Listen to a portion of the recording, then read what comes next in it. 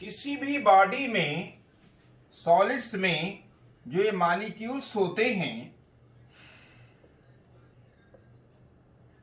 Solids में ये जो मॉलिक्यूल्स होते हैं, इनके बीच की डिस्टेंस जो है वो फिक्स होती है। क्या होती है? फिक्स होती है। और इसको कहते हैं इंटर एटॉमिक डिस्टेंस।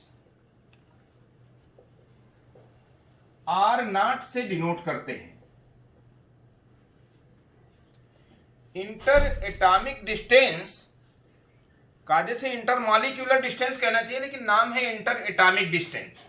तो इंटर एटॉमिक डिस्टेंस वो डिस्टेंस है जिस पर मॉलिक्यूल्स के बीच में न तो फोर्स ऑफ अट्रैक्शन होता है और न फोर्स ऑफ रिपल्सन होता है। जरा ग्राफ देखिएगा।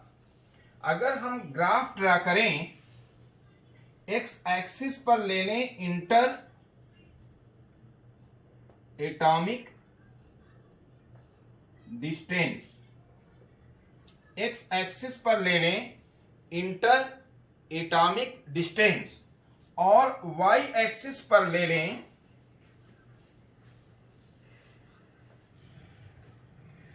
Force between two molecules. Y axis पर आप फोर्स लें और एक्स एक्सिस पर इंटर एटॉमिक डिस्टेंस लें। बेटा, ये कॉन्सेप्ट समझने के बाद ही मैकेनिकल प्रॉपर्टीज ऑफ सॉलिड और फ्लूइड बहुत आसानी से समझ में आ जाएगा, ये अगर ग्राफ समझ में आ जाएगा। एक्चुअली इसका ग्राफ कुछ इस तरह से होता है। ये यहां पर आप देखिएगा, एक पर्टिकुलर डिस्टेंस के बाद ग्राफ नहीं है, तो वो उससे कम डिस्टेंस संभव नहीं है। और ये जो R0 डिस्टेंस है, ये जो R0 डिस्टेंस है, ये R0 डिस्टेंस को हम इंटर एटॉमिक डिस्टेंस कहते हैं। 3 × 10⁻⁸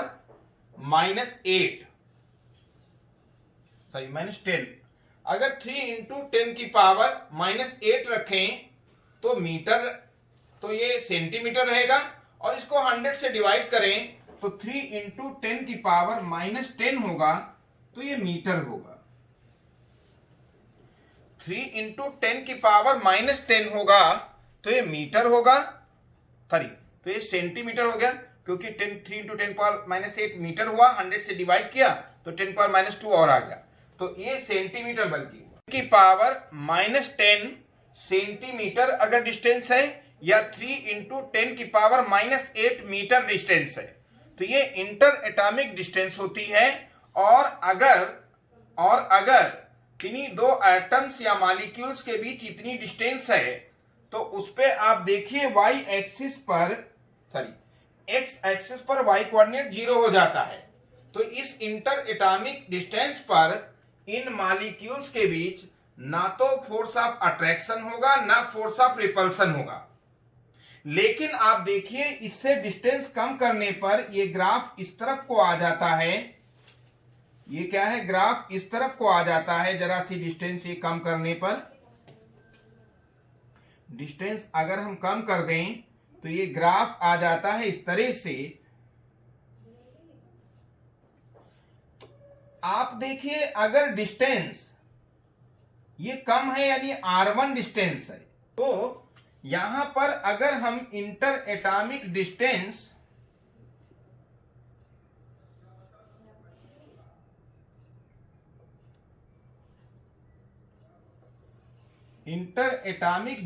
जो है, एक्स एक्सिस पर अगर R1 की वैल्यू क्या if distance between two molecules R1 is less than R0, there will be force of repulsion. मतलब ये आप देख रहे हैं वाई एक्सिस पर पॉजिटिव फोर्स है, तो ये ग्राफ यहां आ रहा है, तो इसका मतलब अगर डिस्टेंस r1 r0 से कम होगी, inter atomic distance equilibrium distance है, if r1 will be less than r0 then there will be force of repulsion, दो मॉलिक्यूल रिपेल करने लगेंगे। और अगर ये r0 के बराबर है, अगर मान लो r2 ले लें ग्रेटर देन r0 ले लें, तो आप देखिए ये हम डिस्टेंस ले रहे हैं क्या, r2, और इस r2 की वैल्यू यहां पर ले लें तो ये फोर्स नीचे की तरफ आ रहा है यहां, तो देयर विल बी क्या, फोर्स ऑफ अट्रैक्शन। अगर दो मॉलिक्यूल के बीच इंटर एटॉमिक डिस्टेंस से ज्यादा डिस्टेंस है तो वो अट्रैक्ट करेंगे दो मॉलिक्यूल, और अगर कम कहीं हो जाए डिस्टेंस तो रिपेल करेंगे, और अगर r0 है then there will be no force of attraction. कोई भी मॉलिक्यूल्स अगर है तो वेरिएशन ऑफ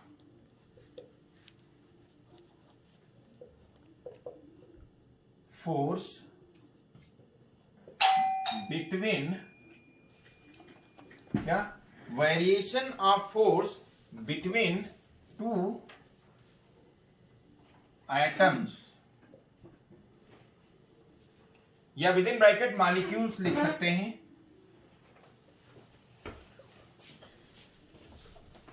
with change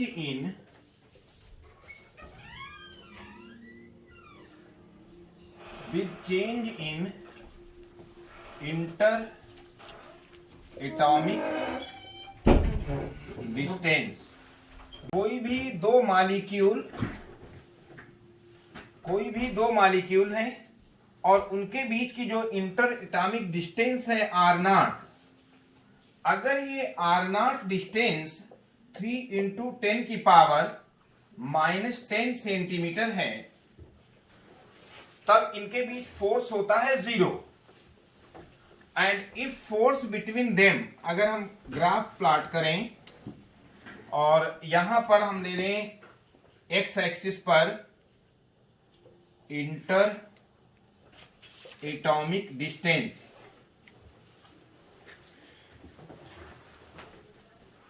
और y एक्सिस पर ले लें फोर्स। याद रखिएगा अगर फोर्स पॉजिटिव है, if force between two molecules or atoms is positive means force is repulsive, and if force is negative means force is attractive। तो ये प्रैक्टिकली देखा गया है, इसका ग्राफ कुछ इस तरह से होता है, ये एक्सपेरिमेंट्स किए गए, इससे कम डिस्टेंस संभव नहीं है। तो यहां पर देखिए जो r1 डिस्टेंस है, r1 is less than r0, और यहां पर ये पॉजिटिव फोर्स आ रहा है, और पॉजिटिव का मतलब क्या होगा, पॉजिटिव का मतलब ये होगा कि यहां पर जो फोर्स है वो क्या है, अट्रैक्टिव फोर्स है। अगर हम r2 डिस्टेंस ले लें तो यहां पर आप देखिएगा कि फोर्स ये निगेटिव आता, नीचे की तरफ आ रहा है, यहां पर क्या था, ऊपर की तरफ आ रहा था, कट कर रहा था, ग्राफ जो कट कर रहा है यहां नीचे की तरफ ग्राफ चला जा रहा है। तो इसका मतलब यहां पर फोर्स क्या है, पॉजिटिव है, जब ग्राफ अपवर्ड है तो ये रिपल्सिव फोर्स है, और जैसे ही ग्राफ नीचे आता है तो ये अट्रैक्टिव फोर्स है। तो इफ यहां पर अगर नोट लिखना चाहें, इफ ये तो इंटर एटॉमिक डिस्टेंस है, इसको इंटर एटॉमिक डिस्टेंस कहते हैं, डिफरेंट मॉलिक्यूल्स के लिए डिफरेंट होती है, लेकिन एक एवरेज वैल्यू आप ये ले सकते हैं। फिर इसमें डिस्टेंस बिटवीन क्या, इफ डिस्टेंस बिटवीन, जैसे यहां कोई सॉलिड हमने मॉलिक्यूल्स दिखाए हुए हैं, और इन सॉलिड में दो, क्या, if distance between two atoms or molecules R1 is less than R0, then there will be force of, क्या, then there will be force of repulsion, and if distance is more than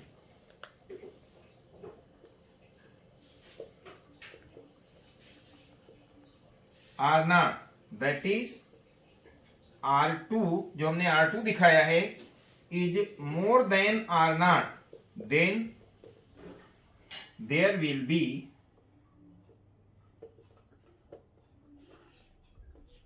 force of attraction, और ये force distance के साथ बढ़ता है, फिर reduce होता है, और फिर इनफाइनाइट डिस्टेंस पर ऑलमोस्ट जीरो हो जाएगा। इनफाइनाइट डिस्टेंस पर क्या होगा, ऑलमोस्ट जीरो हो जाएगा। तो यहां अगर ये देखा जाए कि इंटर एटॉमिक डिस्टेंस, इसका बीच ग्राफ, और अगर किसी भी दो मॉलिक्यूल या एटम के बीच ये डिस्टेंस R0 के बराबर है, R0 के बराबर है, means there will be no force of attraction, neither they will attract each other nor they will repel each other। तो ये अभी तक हमने इतना बताया हुआ है इलास्टिसिटी समझाने के लिए। अब मैं इलास्टिसिटी की डिफिनीशन लिखता हूं। मेन जो चैप्टर ए बेस्ड है इलास्टिसिटी,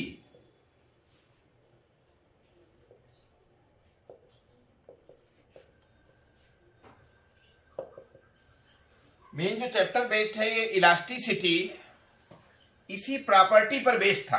किन्हीं भी दो मॉलिक्यूल के बीच डिस्टेंस अगर R0 से कम करते हैं तो they will repel each other, just like spring fit होता है। ऐसे एज्यूम कर लीजिए कि जैसे मॉलिक्यूल्स के बीच स्प्रिंग फिट है, और अगर उसको हम R0 से ज्यादा डिस्टेंस करते हैं तो अट्रैक्ट करने लगते हैं। तो यहां पर इलास्टिसिटी क्या है, इलास्टिसिटी इज द प्रॉपर्टी, क्या, elasticity is the property due to which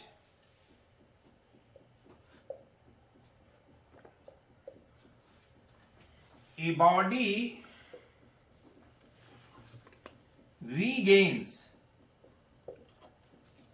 its original shape and size when deforming force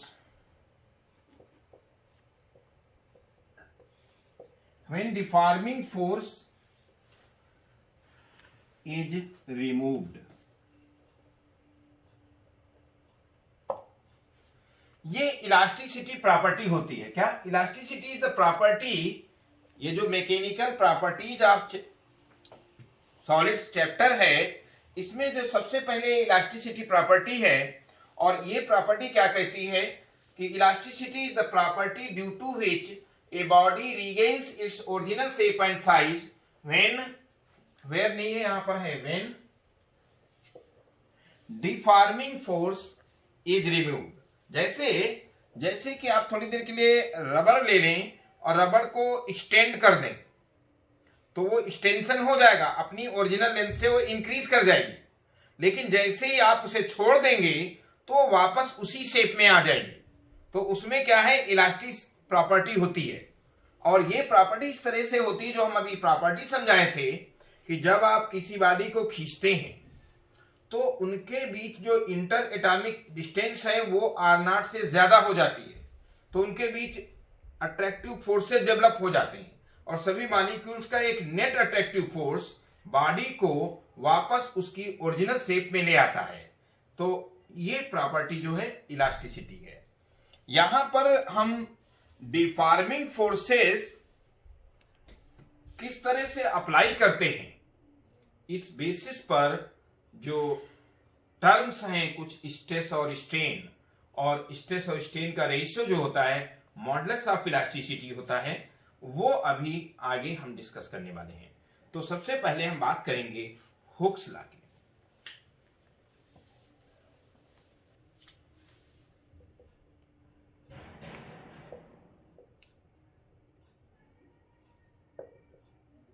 Hooke's law क्या है? हुक्स लॉ स्टेट्स दैट क्या? हुक्स लॉ स्टेट्स दैट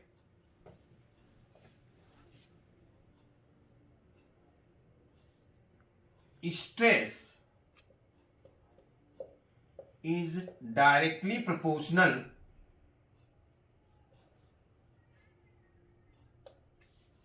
क्या? Hooke's law states that stress is directly proportional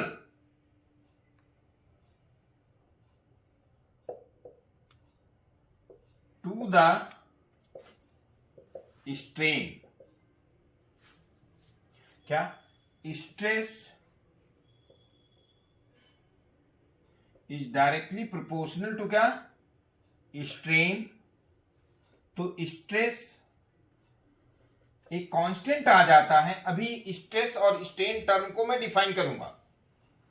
तो stress is directly proportional to strain, तो stress is equal to proportionality हटाएंगे तो एक constant आ जाएगा, और this constant is called modulus of elasticity. तो दिस ई इंटू क्या हो जाएगा? स्ट्रेन। तो इससे ई की वैल्यू हो जाएगी स्ट्रेस अपॉन स्ट्रेन, और इसको हम ई को क्या कहेंगे? मॉडुलस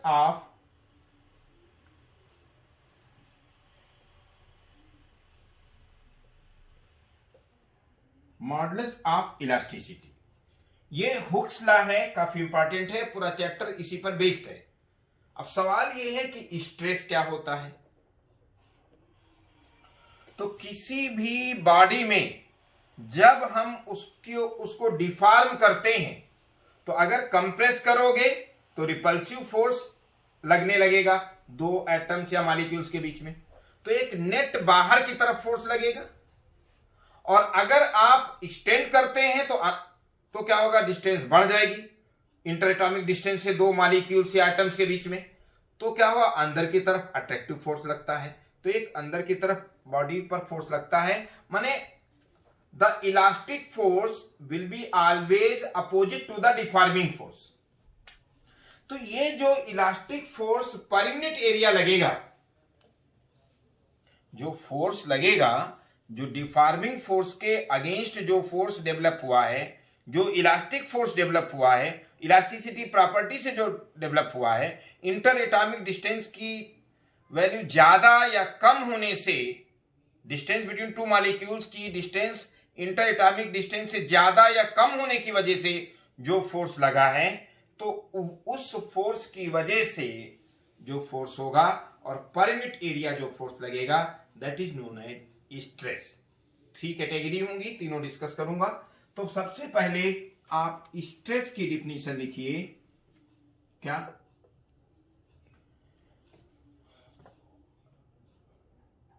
फोर्स, इलास्टिक फोर्स लिख सकते हैं।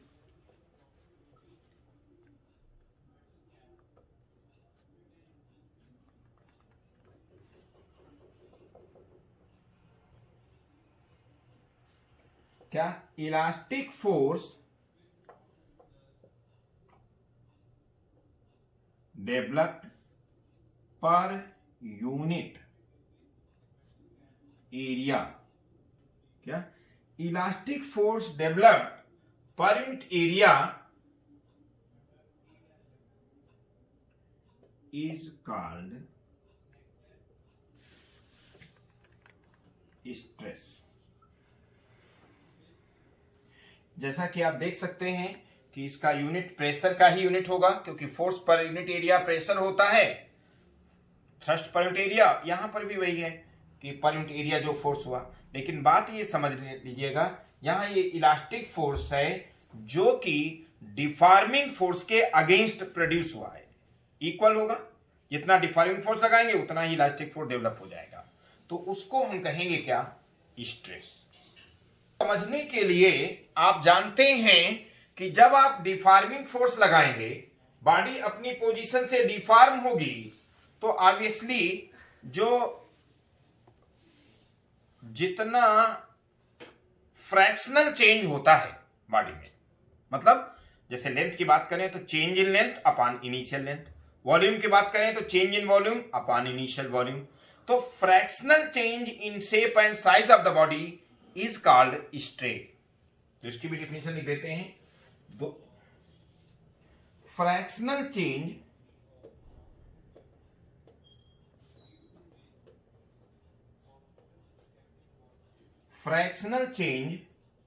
in the shape and size,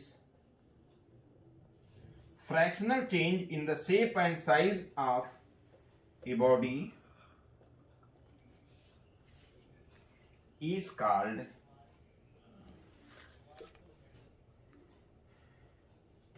strain।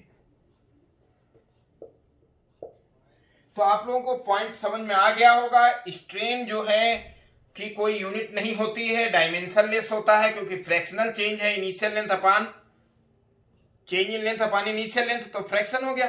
तो इसकी कोई यूनिट नहीं होती है, इसका कोई डायमेंशनल फार्मूला नहीं होता है। Strain is a dimension less quantity. तो यहां पर स्ट्रेन और स्ट्रेन हमने एक्सप्लेन किया, और उसके बाद ये हुक्स लॉ हमने बताया कि स्ट्रेस इज डायरेक्टली प्रोपोर्शनल। अब ये जो मॉडुलस ऑफ इलास्टिसिटी हमने बताया है, ये 3 टाइप का होता है। क्या, यंग्स मॉडुलस, उसके बाद क्या, बल्क मॉडुलस, उसके बाद मॉडुलस ऑफ रिजिडिटी। तो हम लोग 1 बाय 1 डिस्कस करते हैं। सबसे पहले हम लोग बात करेंगे यंग्स मॉडुलस की। यहां पर बात कर रहे हैं यंग्स मॉडुलस की।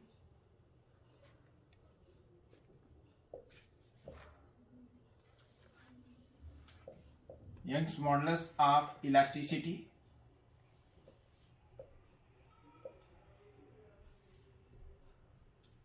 इसको हम Y से डिनोट करते हैं।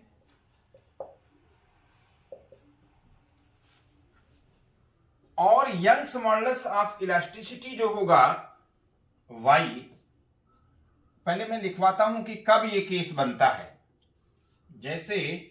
जैसे कि हमने तो थोड़ा सा इसमें ये दिया हुआ है कि कोई ये वायर है और ये इसका क्रॉस सेक्शन है, ये कोई सस्पेंडेड है, और आप इस वायर पर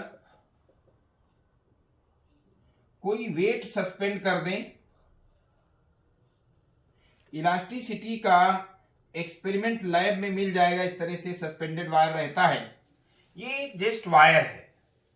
तो किसी चीज को हमने कोई हैवी ब्लॉक इसमें सस्पेंड किया, तो ये इसकी लेंथ चेंज हो गई। तो लेंथ चेंज हो जाएगी। पहले इनिशियल लेंथ L थी, तो क्यों चेंज हो रही है? क्योंकि जैसे ही फोर्स लगेगा तो ये मॉलिक्यूल्स में स्प्रिंग होता नहीं है, लेकिन जस्ट लाइक स्प्रिंग होते हैं।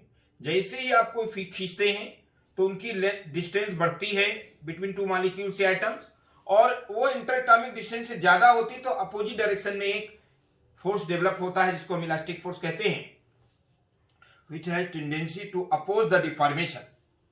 तो ऐसे इसको डिफाइन करने की कोशिश करते हैं कि when deforming force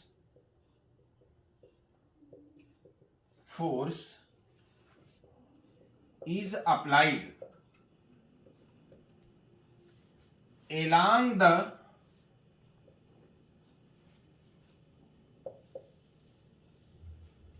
length, when deforming force is applied along the length of a wire, कोई वायर है और वायर की लेंथ की डायरेक्शन में आप फोर्स लगाते हैं।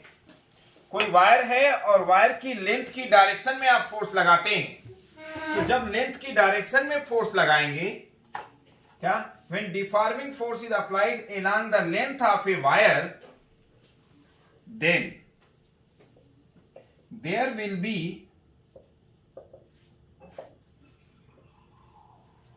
change in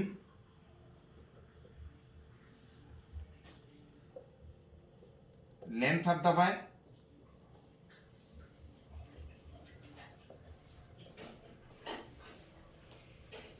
तो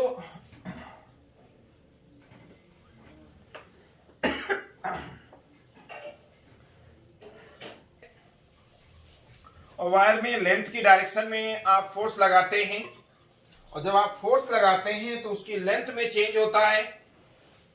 तो हम ये लिख रहे हैं when deforming force is applied along the length of a wire then there will be change in length of the wire.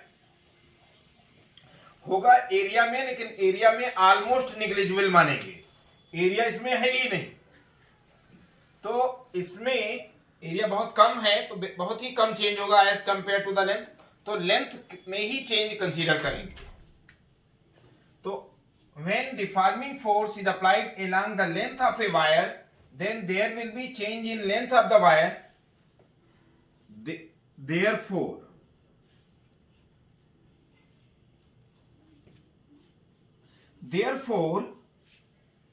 जो डिफॉर्मिंग फोर्स के, जिसको हम इलास्टिक फोर्स कहते हैं, आप उसको रिस्टोरिंग फोर्स भी कह सकते हैं।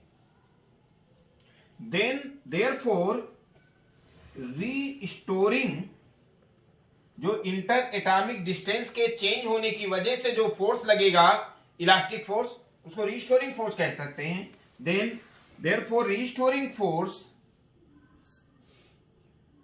Developed per unit cross section, per unit cross sectional area of wire is called क्या? When deforming force is applied along the length of a wire, then there will be change in length of wire. Therefore, restoring force developed per unit cross sectional area of wire is called, क्या कहेंगे इसको? Longitudinal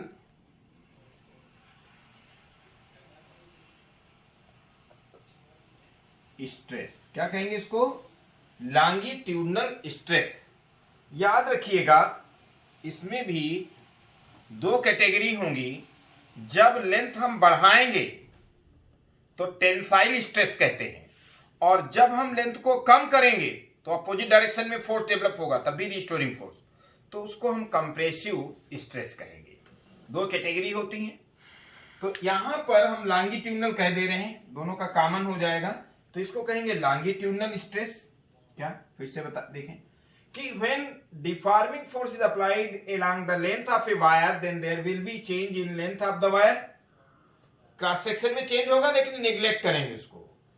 therefore restoring force developed per unit cross sectional area of wire is called longitudinal stress. Change in length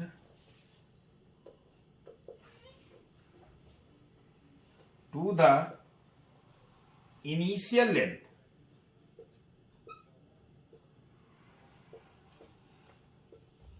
is called longitudinal strain.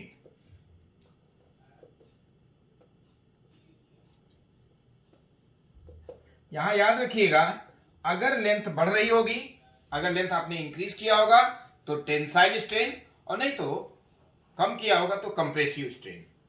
और यहां पर the ratio of क्या, and the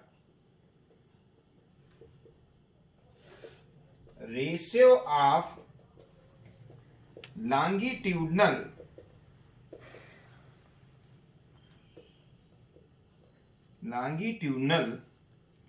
stress to longitudinal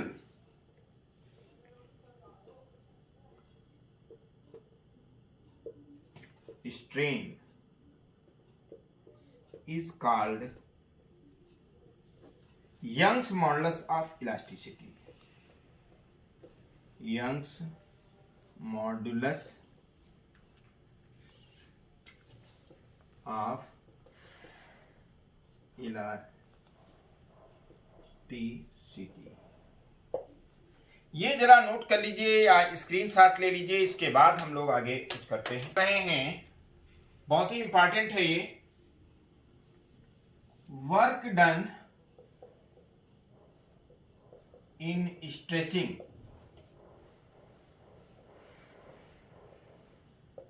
a wire, work done in stretching a wire through L.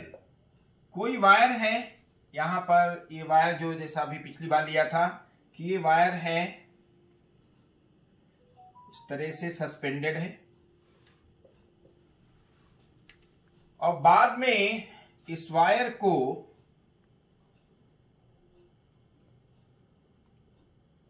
इस तरीके से suspend किया। पहले initial length L थी और ये इसकी लेंथ एल से ये इंक्रीज हो गई है। इसका क्रॉस सेक्शनल एरिया ये इस जो है इसको ए मान सकते हैं। तो आप देखिए जो इस लॉन्गिट्यूडनल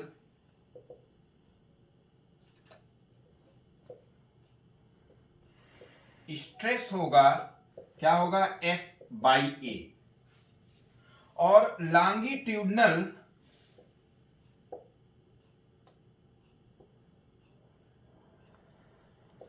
स्ट्रेन जो होगा वो small L by capital L. तो यंग्स मॉडुलस जो होगा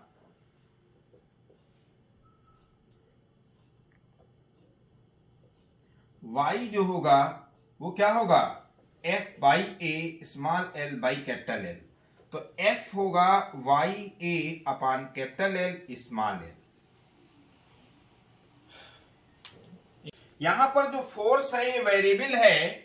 मान लीजिए किसी पर्टिकुलर इंस्टेंट पर ये एक्स लेंथ में चेंज आया, तो डी एक्स में चेंज कितना होगा, इसके लिए वर्क अगर देखें तो force when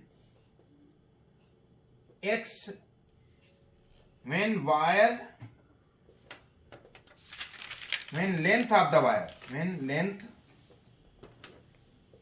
of wire is changed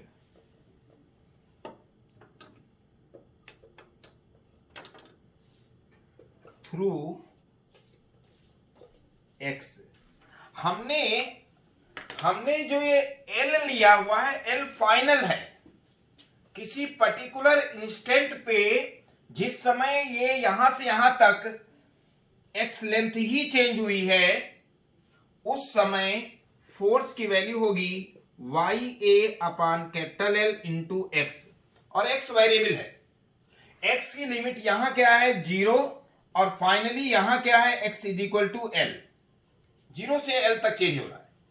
तो इसमें चूंकि फोर्स है वेरिएबल, और फोर्स वेरिएबल है, तो जो वर्क लिखेंगे, जो वर्क डन होगा,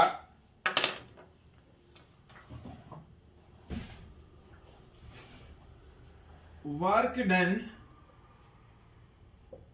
इन stretching the length of wire,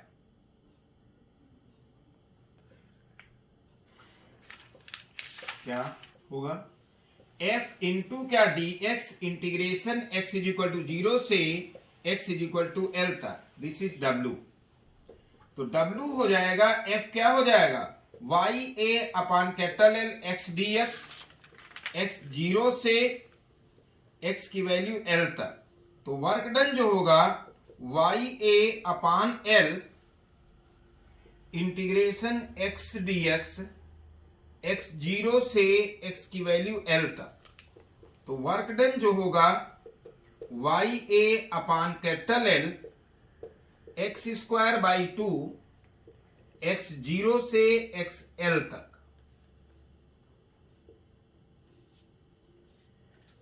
तो आप देख सकते हैं, इसका यहां पे लिख देते हैं कि W जो होगा वहां से दिख रहा है A upon capital L square by 2 हो जाएगा। तो work done will be 1/2 YAL upon capital L into L। तो वर्क डन जो होगा 1/2 F इंटू L हो जाएगा। लेकिन F की ये वैल्यू तब होगी जिस समय वायर L लेंथ